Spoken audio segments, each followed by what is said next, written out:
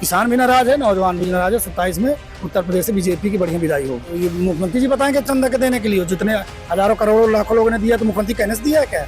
मुख्यमंत्री थोड़ी ना भगवान श्री राम हो, तो भगवान श्री राम की आस्था पर दिया है। भाई विपक्ष तो केवल सवाल ही कर रहा है ना, सनातन पर सवाल कर रहा है, चढ़ावा चोरी पर सवाल कर रहा है, किसानों पर सवाल कर रहा है, बिजली पर संकट पर सवाल कर रहा है। चाहे प्रदेश का किसान हो, नौजवान हो, चाहे वो छात्र हो, आज सब कोई परेशान है। क्योंकि इस देश का इतिहास, पूरे विश्व का इतिहास जानता है कि बीजेपी पर किसी ने झुकाया तो नौजवानों ने और किसानों ने।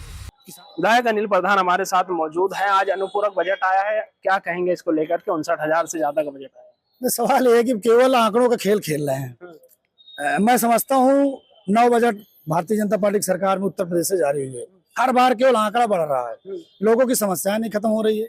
ना तो बुनियादी चीजें जो भारतीय जनता पार्टी के मैनिफेस्टो में था, अमृत वचन, जो भी वचनों बोलते हो, उसमें आप देखेंगे कि कितनी धरातल परियोजनाएं हुई। फरवरी में बजट आए, 20% भी बजट अभी तक खर्च नहीं हुआ।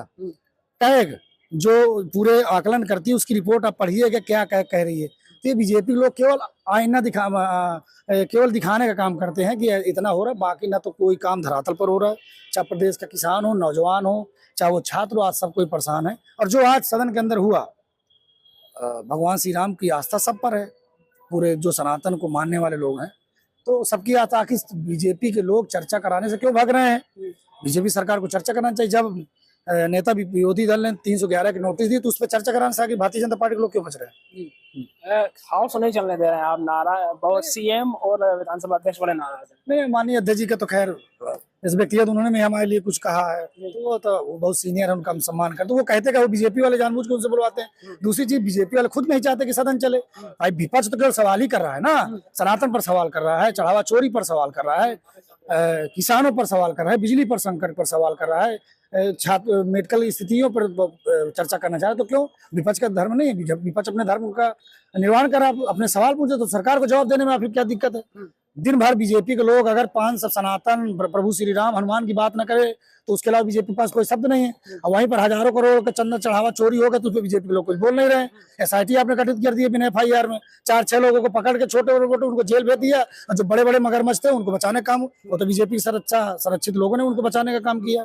भाजपा के लोग कह रहे हैं आपने चंदा भी तो नहीं दिया, चंदा दिया पर्ची दिखाई आप लोग। तो कहो मुख्यमंत्री जी बताएंगे चंदा के देने के लिए, जितने हजारों करोड़ों लाखों लोगों ने दिया, तो मुख्यमंत्री कहने से दिया है क्या? मुख्यमंत्री थोड़ी ना भगवान श्री राम हो, तो भगवान श्री राम की आस्था पर दिया है। और उनको मतलब आप दिखाना चाहते, कोई आपसे हिसाब मांगेगा तो उससे आप पर्ची मांगो कि पहले पर्ची दिखाओ।